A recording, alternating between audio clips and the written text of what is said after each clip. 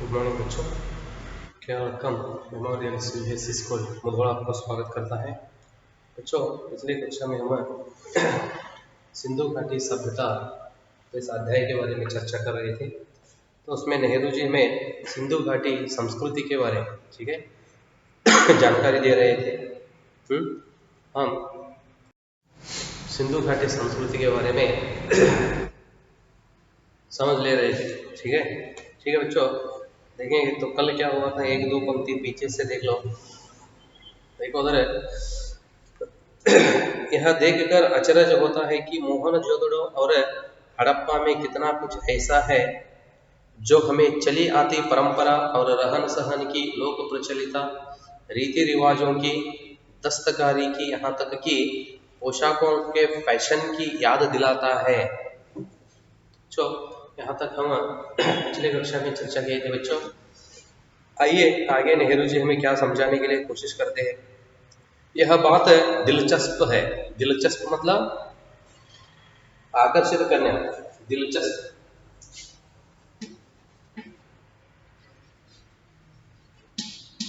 खींचने वाला, ठीक है।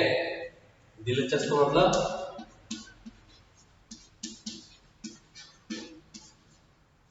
आकर्षित करने वाला या खींचने वाला।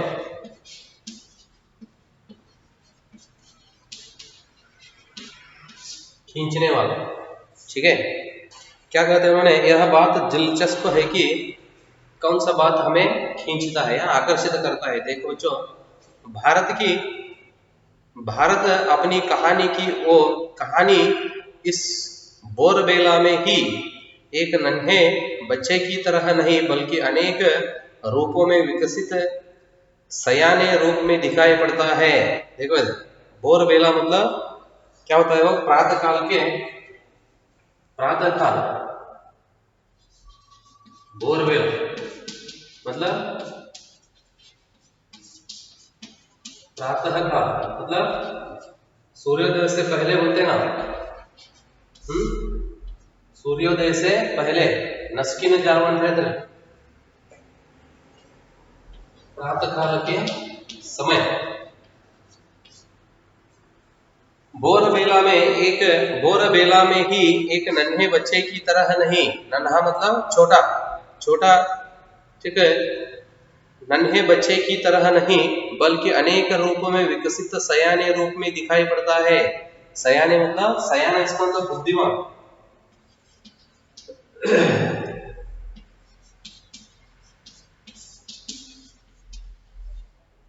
सयाना मतलब बुद्धिमान, ठीक है। तो क्या कहते हैं उन्होंने, भारत की कहानी, भारत अपनी कहानी को हमें समझाने के लिए वह क्या करता है, एक छोटे बच्चे की तरह नहीं बल्कि अनेक रूपों में विकसित सयाने रूप में दिखाई पड़ता है। तो विकसित सयान मतलब बुद्धिमान के रूप में, ठीक है। एक बुद्धिमान के रूप में हमें वह दिखाई पड़ता है। वह जीवन के तौर तरीकों से अपरिचित नहीं है, ठीक है। जीवन के तौर तरीकों से, तो जीवन में जीवन चलाने का क्या ढंग है, तौर तरीका मतलब ढंग, पद्धति बोलते हैं ना, वह जीवन के, तो जीवन जिस तरह चलाना है वह एक ढंग है, ठीक है, पद्धति है, तौर तरीके है। वह जीवन के तौर तरीकों से अपरिचित नहीं है। अपरिचित मतलब उसके बारे में पता है, मालूम है। उसने कलाओं और जीवन की सुख सुविधाओं में उल्लेखनीय तकनीकी की प्रगति कर ली है। तकनीक मतलब इंटरनेट बोलते ना, तंत्रज्ञान, इंटरनेट, ठीक है, तकनीक।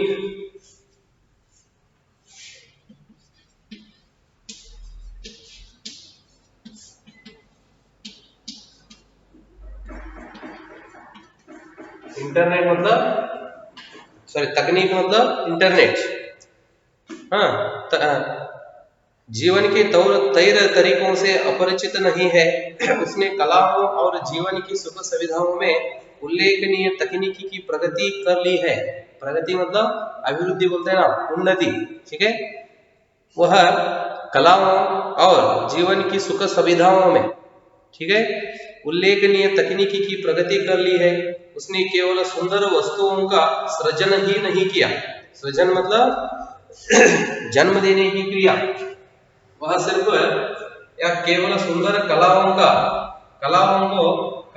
जन्म नहीं दिया, समझ में ना, सृजन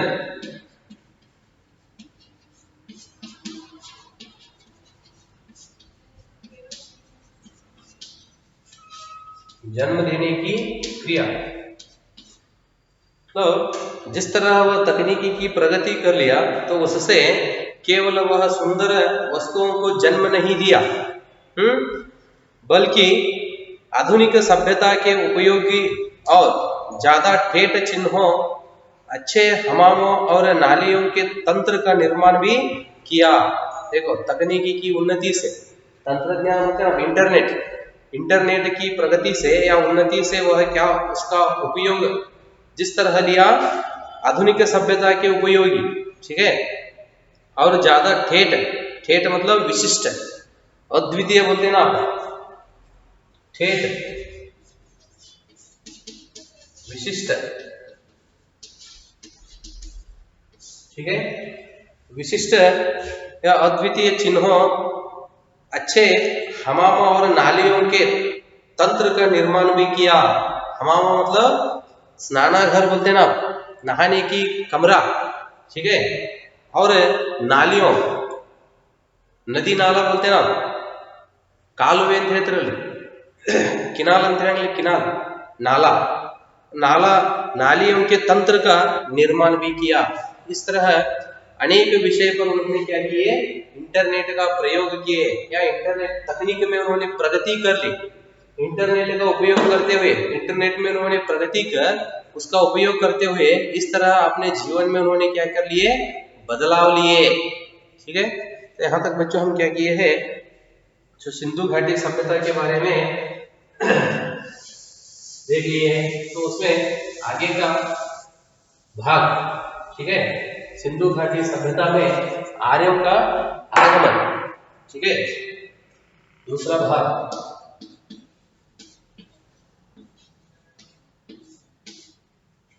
आर्यों का आगमन।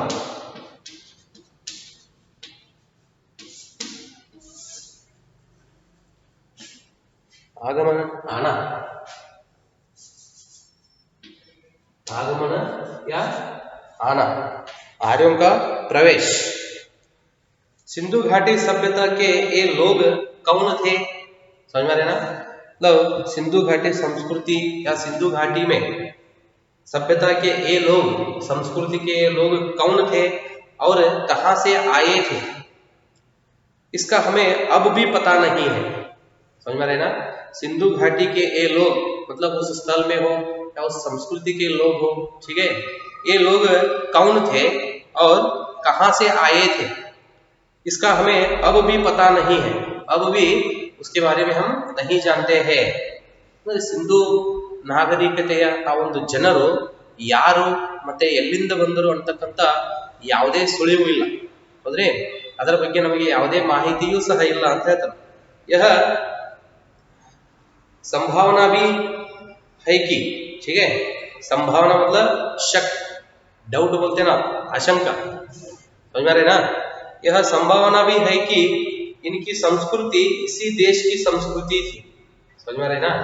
तो यह सिंधु घाटी की लोगों का क्या संस्कृति थी, यह यही देश की संस्कृति थी।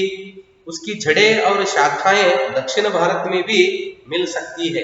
यही देश मतलब भारत देश, समझ में आ रहे ना।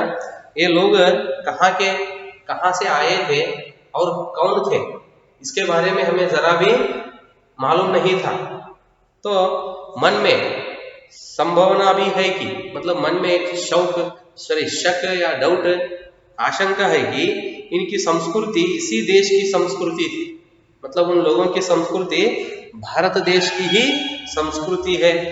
तो उसकी जड़ें और शाखाएं, जड़ मतलब रूट्स बोलते हैं ना, बेर, अब ऊपर पेड़ है, नीचे जड़े होते हैं ना, धरती के अंदर घुसे रहते हैं, ठीक है, मूल, इन सिंधु घाटी लोगों का मूल या जड़ें और शाखाएं, शाखा मतलब ब्रांचेस, डालियां बोलते हैं, पेड़ की डालियां, उसी तरह उनकी जड़ें और शाखाएं दक्षिण भारत में भी मिल सकती है। ठीक है, कुछ विद्वानों को इन लोगों को कुछ विद्वानों को इन लोगों और दक्षिण भारत की द्रविड़ जातियों एवं संस्कृति के बीच अनिवार्य समानता दिखाई पड़ती है। देखो, तो सिंधु घाटी लोगों का वह संस्कृति और द्रविड़ भारत दक्षिण भारत की द्रविड़ जातियों एवं संस्कृति के बीच अनिवार्य समानता दिखाई पड़ती है। दक्षिण भारत में द्रविड़ जाति का क्या लोग है, तो उन लोगों की संस्कृति और सिंध घाटी में जो लोग हैं उन लोगों की संस्कृति में क्या है, समानता है। समझ में ना, ಅಂದ್ರೆ ಸಿಂಧೂ ನಾಗರಿಕತೆಯ ಜನರ ಸಂಸ್ಕೃತಿ ಆಮೇಲೆ ಭಾರತದ ದಕ್ಷಿಣ ಭಾರತದ ದ್ರವಿಡ, ಹೀಗೆ ದ್ರವಿಡ ಜಾತಿಯ ಒಂದು ಜನರ ಸಂಸ್ಕೃತಿ ಎರಡು ಏನಾಗಿವೆ, ಸಮಾನವಾಗಿವೆ. ಅದನ್ನ ನೋಡಿ ಅವರು ಹೇಳ್ತಾರೆ, ಆ ಒಂದು ಸಿಂಧೂ ನಾಗರಿಕತೆಯ ಒಂದು ಸಂಸ್ಕೃತಿ ಹೇಗಿತ್ತು ಅಂದ್ರೆ ಇದು ಭಾರತ ದೇಶದ ಸಂಸ್ಕೃತಿಯ ತರವೇ ಇತ್ತು. अनिवार्य समानता दिखाई पड़ती है. यदि प्राचीन समय में कुछ लोग भारत में आए भी थे, समझ में आ रहे ना, प्राचीन समय में कुछ लोग भारत में आए भी थे तो यह घटना मोहनजोदड़ो के समय से कई हजार वर्ष पहले घटी होगी. देखो इधर क्या कहते हैं उन्होंने, यह प्राचीन समय में कुछ लोग भारत में आए भी थे तो यह घटना मोहनजोदड़ो के समय से कई हजार वर्ष पहले घटी होगी. 1000 ವರ್ಷ पहले, 1000 ವರ್ಷಗಳ ಹಿಂದೆ ಈ ಘಟನೆ ನಡೆದು ಹೋಗಿದೆ. व्यवहारिक दृष्टि से हम उन्हें भारत के ही निवासी मान सकते हैं. व्यवहार दृष्टि से मतलब उन लोगों का व्यवहार हो या उन लोगों की संस्कृति हो, ठीक है, उन लोगों की सभ्यता, यह सब देखकर हम यह समझते हैं कि या इन सभी विषयों की दृष्टि से ಈ ಎಲ್ಲ ವಿಷಯಗಳನ್ನು ನೋಡಿ ಅದರ ಒಂದು ಮೇರೆ, ಆ ವಿಷಯಗಳ ಮೇರೆ, ठीक है, दृष्टि से हम उन्हें भारत के ही निवासी मतलब उन लोगों को हम क्या करते हैं, देशवासी, भारत देशवासी, ठीक है, निवासी मान सकते हैं. निवासी मतलब इसी देश में रहने वाले. सिंधु घाटी की सभ्यता के बारे में कुछ लोगों का कहना है कि ಸಿಂಧೂ ನಾಗರಿಕತೆಯ ಜನರ ಬಗ್ಗೆ ಕೆಲವೊಂದಿಷ್ಟು ಜನರು ಏನ್ ಮಾಡ್ತಾರೆ, ತಮ್ಮ ಅಭಿಪ್ರಾಯವನ್ನ ವ್ಯಕ್ತಪಡಿಸ್ತಾರೆ. ಹೇಗೆ, कुछ लोगों का कहना है कि उसका अंत अकस्मात किसी ऐसी दुर्घटना से हो गया. ठीक है, तो उसका अंत ಅಂದ್ರೆ ಆ ಒಂದು ಸಿಂಧೂ ಘಾಟಿಯ ಜನರ ಒಂದು ಅಂತ್ಯ, ठीक है, वे लोग अकस्मात, ठीक है, ऐसी दुर्घटना से हो गया है. कैसा दुर्घटना, कौन सा दुर्घटना, जिस तरह उन लोगों का अंत हो गया. आ जनर ಒಂದು ಕೊನೆ ಹೇಗಾಯಿತು कहते हैं, देखो उन्होंने जिसकी कोई व्याख्या नहीं मिलती, जिस तरह उन लोगों का अंत हो गया उसके बारे में कहने के लिए कोई व्याख्या नहीं है. समझ में आ रहे ना, व्याख्या मतलब सेंटेंस बोलते ना, तो कोई व्याख्या नहीं मिलती. सिंधु नदी अपनी भयंकर बाढ़ों के लिए प्रसिद्ध है. बाढ़ मतलब फ्लड बोलते ना, फ्लड, उसके लिए सिंधु नदी बहुत प्रसिद्ध है. समझ में आ रहे ना, सिंधु नदी अपनी भयंकर बाढ़ों के लिए प्रसिद्ध है जो नगरों और गांवों को बहा ले जाती है. तो प्राचीन काल में सिंधु नदी फ्लड के लिए, ठीक है, बाढ़ों के लिए क्या है, बहुत प्रसिद्ध था.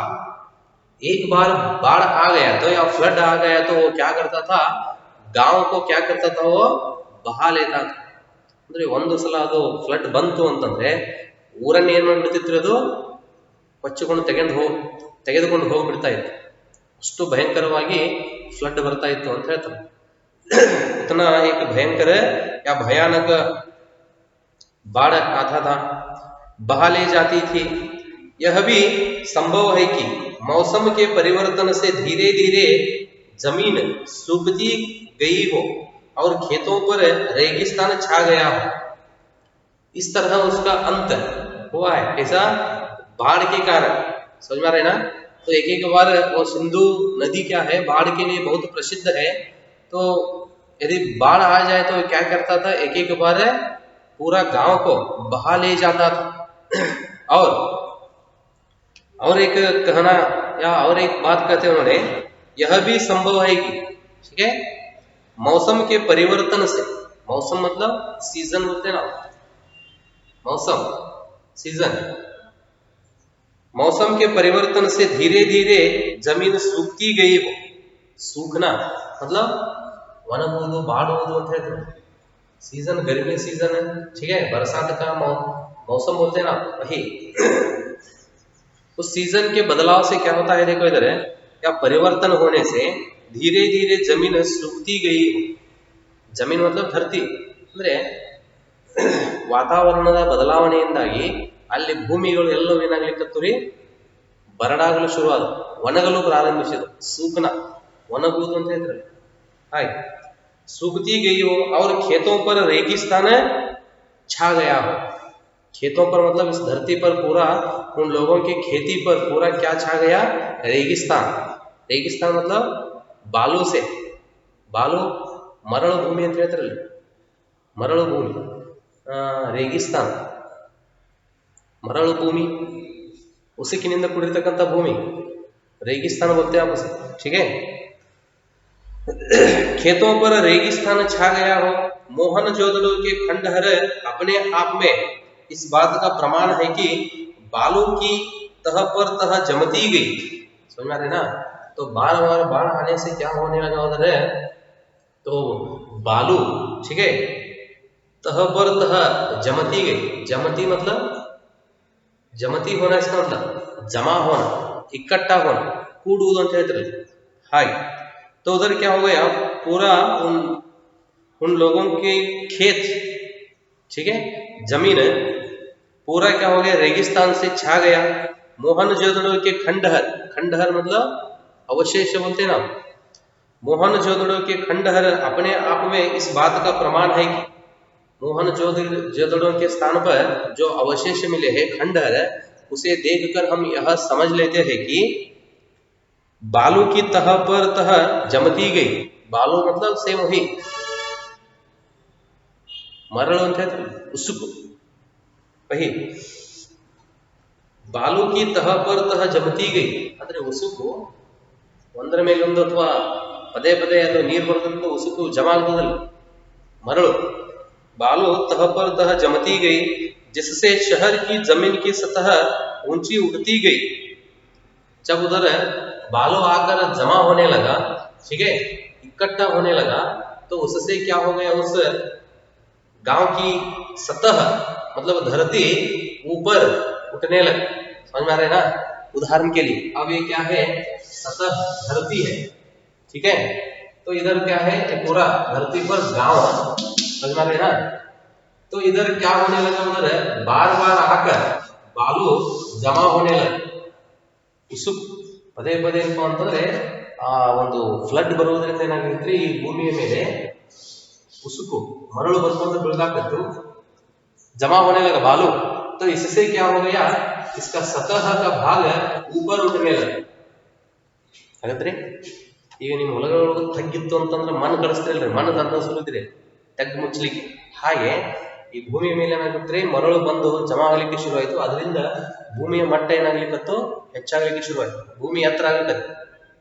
समझ में आ रहे हैं ना, देखो कहते हैं उन्होंने, तह पर तह जमती गई जिससे शहर की जमीन की सतह ऊंची उठती गई और नगर वासियों को मजबूर होकर पुरानी नींवों पर ऊंचाई पर मकान बनाने पड़ा। मजबूर होकर, तो इस तरह इधर बालू आकर जमा होने लगा, तो यह धरती ऊपर उठने लगी। समझ में आ रहे हैं ना, तो उस समय उन लोगों को क्या करना मालूम नहीं हुआ, समझ में नहीं हुआ, ठीक है। मजबूर होकर, मजबूर होना मतलब कुछ समझ में ना आना, ठीक है।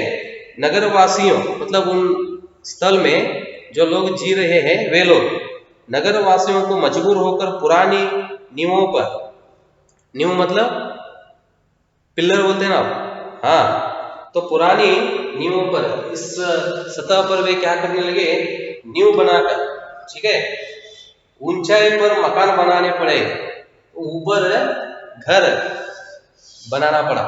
ಇದು ಭೂಮಿ ಹಾಗೆ ಎತ್ತರ ಆಗಲಿಕ್ಕೆ ಶುರುವಾಯ್ತಲ್ರಿ, ಅವಾಗ ಅವ್ರು ಏನ್ ಮಾಡಿಬಿಟ್ರು, ಉದ್ದವಾಗಿರ್ತಕ್ಕಂಥ ಪಿಲ್ಲರ್ಗಳನ್ನ ಹಾಕಿ ಸಂಜಾರೇನಾ ಎತ್ತರಕ್ಕೆ ಮನೆಗಳನ್ನ ಮಾಡುವುದು ಬಂತು. ठीक है, मकान बनाने पड़े, खुदाई में निकले कुछ मकान 2 या 3 मंजिल जान पड़ते हैं। अब हम उस स्थल में क्या खुदाई कर रहे हैं, तो उस समय जो अवशेष मिल रहे हैं, ಈಗಿನ ಆಧುನಿಕ ಕಾಲದಲ್ಲಿ ಆ ಸ್ಥಳದಲ್ಲಿ ನಾವು ಹಡ್ಡುವುದರಿಂದ ಏನಾಗ್ತಾ ಇವೆ, ಕೆಲವೊಂದಿಷ್ಟು ಅವಶೇಷಗಳು ಸಿಗುತ್ತಿವೆ. ಅದರಿಂದ ನಮ್ಗೆ ಗೊತ್ತಾಗ್ತಾ ಇದೆ ಅಲ್ಲಿ ಏನಾಗ್ತಿತ್ತು, ಆ ಒಂದು ಅಥವಾ ಎರಡು ಸ್ಟೆಪ್ಪಿನ ಮನೆಗಳು ಇದ್ದವು. ಸಮಜ್ ಬಿಲ್ಡಿಂಗ್ ಅಂತ ಹೇಳ್ತಿರಲ್ಲ, ಫಸ್ಟ್ ಫ್ಲೋರ್ ಸೆಕೆಂಡ್ ಫ್ಲೋರ್ ಅಂತ ಹೇಳಿ, ಫಸ್ಟ್ ಸೆಕೆಂಡ್ ಫ್ಲೋರ್ ಅನ್ನು ಹೊಂದಿರತಕ್ಕಂಥ ಮನೆಗಳು ಆಗ ಅವರು ಕಟ್ಟಿಕೊಂಡಿದ್ದರು ಅನ್ನೋದನ್ನು ನಮ್ಗೆ ಗೊತ್ತಾಗ್ತಾ ಇದೆ ಅಂತ ಹೇಳ್ತಾರೆ. खुदाई में निकले कुछ मकान 2 या 3 मंजिले जान पड़ते हैं। वे इस बात का सबूत है कि सतह के ऊंचे उठने के कारण समय समय पर उनकी दीवारें भी ऊंची उठाई गई है। समझ में रहे ना, तो उससे हम यह समझते हैं, साबुत मतलब हमें यह समझ में आता है कि ये स्पष्टवाಗುತ್ತದೆ ಅಂತ ಹೇಳ್ತಾರೆ, ನಮಗೆ ತಿಳಿಯುತ್ತದೆ. हमें यह साबित होता है कि, या हम यह समझते हैं कि सतह के ऊंचे उठने पर, सतह मतलब यह धरती, तो धरती ऊपर उठने पर उन लोगों ने क्या किए है, ये ऊपर उठने के कारण से समय समय पर उनकी दीवारें, यह जब ऊपर उठता है उसी तरह उनका दीवार भी क्या होते हैं, बड़े होते ही गई, दीवारें भी ऊंची उठाई गई है। ठीक है बच्चों, यहाँ तक रहने दो। तो यहाँ तक हम आर्यों का आना अध्याय में सिंधु घाटी सभ्यता मतलब संस्कृति, उन लोग उस समय जिस तरह जीवन बिता रहे थे, समझ में रहे ना, तो उन लोग तो ऐसे बाढ़ या फ्लड, समझ में रहे ना, बाढ़ आए तो उसे उन्होंने जिस तरह सामना करते थे, यह सब विषय आज हम देख लिए बच्चों। तो आगे तो सिंधु घाटी सभ्यता के बारे में भी बहुत सारा विषय है, तो आगे का विषय हम अगले कक्षा में देखेंगे बच्चों। धन्यवाद।